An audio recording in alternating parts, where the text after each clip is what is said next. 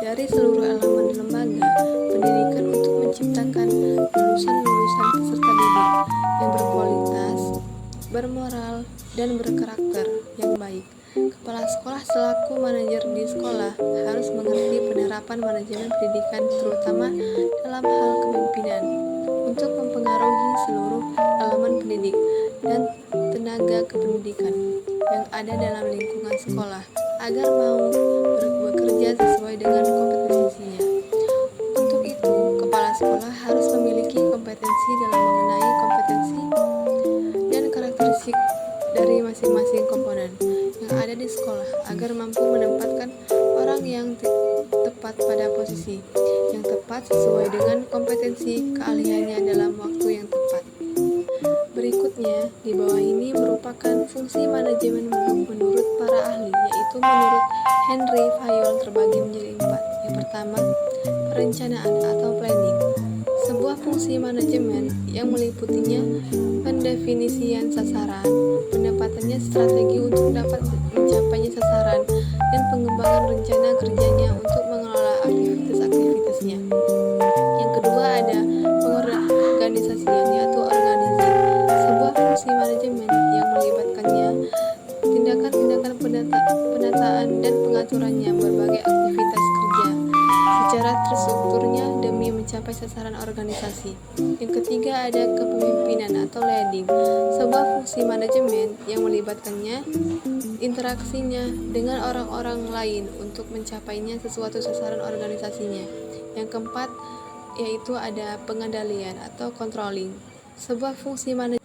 Nah, yang kedua yaitu tujuan dan manfaat manajemen pendidikan. Apa sih tujuannya? Nah, tujuannya yaitu manajemen pendidikan perlu dilakukan di dalam dunia pendidikan untuk mengelola kegiatan pendidikan dalam satu satuan pendidikan.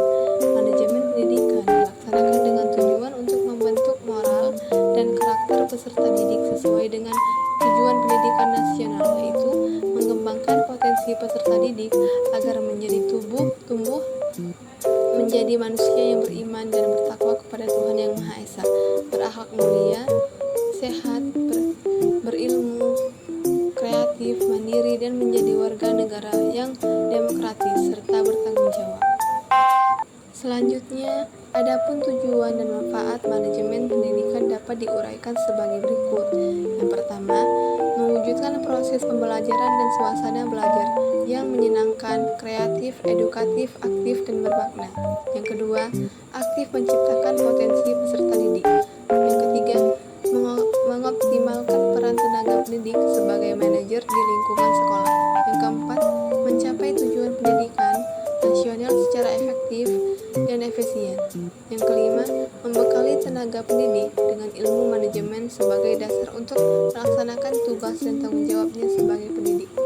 Yang keenam, mengatasi masalah manajemen di lingkungan sekolah untuk meningkatkan mutu pendidikan. Yang ketujuh, menciptakan masalah pendidikan yang tidak menyangkut saran. Yang kedelapan, menciptakan citra positif pendidikan. Yang terakhir, adanya pendapat lain menguraikan tujuan dan manfaat manajemen pendidikan sebagai berikut. Yang pertama, membangun karakter dan mental peserta didik yang kuat dalam menghadapi cobaan dan cerdas dalam menyelesaikan masalah. Yang kedua, mewujudkan generasi muda yang berakhlak, beriman, dan bertakwa kepada Tuhan Yang Maha Esa. Yang ketiga, mewujudkan generasi muda yang cerdas yang bermanfaat bagi kehidupan orang lain. Nah, jadi tujuan dan manfaat manajemen pendidikan harus sejalan dengan tujuan pendidikan nasional, yaitu mengembangkan potensi peserta didik agar tumbuh menjadi manusia yang beriman dan bertakwa kepada Tuhan Yang Maha Esa, berakhlak mulia, sehat, berilmu, kreatif, mandiri, dan menjadi warga negara yang demokratis serta bertanggung jawab.